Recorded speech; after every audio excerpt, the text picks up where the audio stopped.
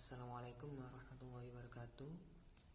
Perkenalkan, nama saya Risondat dengan NIM 2103404101101. Di sini saya akan menjelaskan tentang tugas pendidikan Pancasila yang bertema kelebihan dan kekurangan suatu negara dalam memproses pewarganegaraan atau naturalisasi.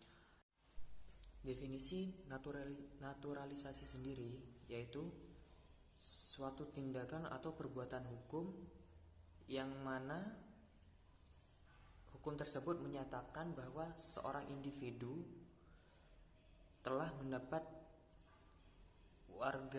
status kewarganegaraan yang baru secara sah. Nah, yang mana artinya ia sudah tidak berstatus sebagai warga asing lagi atau warga dari luar negeri, yang mana artinya dia sudah sah menjadi warga negara Indonesia. Adapun persyaratan yang harus dilengkapi bagi orang yang ingin melakukan naturalisasi, yaitu diantaranya yang pertama usia bagi orang yang ingin melakukan naturalisasi yaitu minimal 18 tahun. Syarat yang kedua yaitu sudah orang tersebut berdomisili di Indonesia selama 5 tahun berturut-turut atau 10 tahun tapi tidak secara berturut-turut, atau seperti hanya 5 tahun di Indonesia, setelah itu 1 tahun di negara asal, lalu kembali ke Indonesia selama 5 tahun lagi, seperti itu. Nah, yang ketiga, orang tersebut harus sehat secara jasmani atau rohani.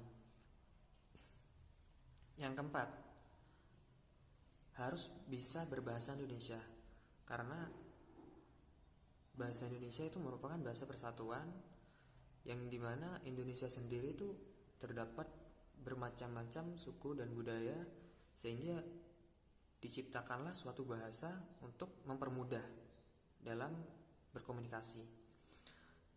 Lalu selanjutnya yang kelima yaitu harus mengakui Pancasila dan Undang-Undang Dasar 1945 sebagai dasar negara Indonesia.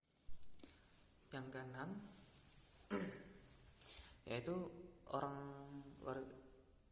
yang akan melakukan naturalisasi tersebut tidak boleh, selama berada di Indonesia, tidak boleh sampai terkena tindak pidana penjara atau melakukan tindak pidana dengan ancaman 1 tahun penjara atau lebih.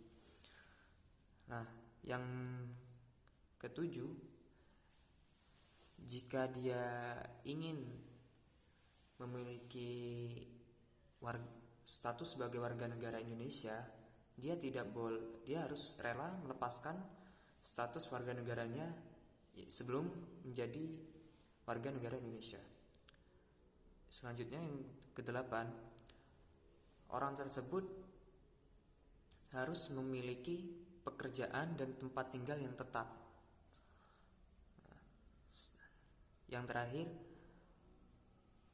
orang tersebut harus melakukan pendaftaran proses kewarganegaraan di Pengadilan Hukum atau Hak Asasi Manusia dengan membayar sekitar 5 juta rupiah. Nah, misalkan dari penjelasan di atas, saya membuat contoh.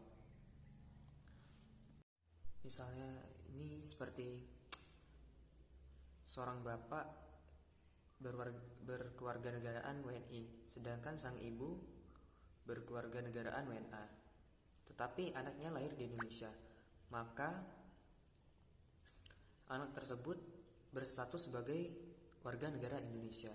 Begitu pula sebaliknya jika sang ayah dari WNA sedangkan sang ibu WNI, maka sang anak juga berstatus sebagai warga negara Indonesia.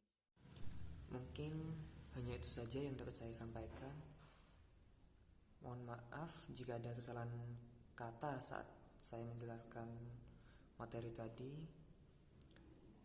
Terima kasih karena telah mendengarkan video saya ini.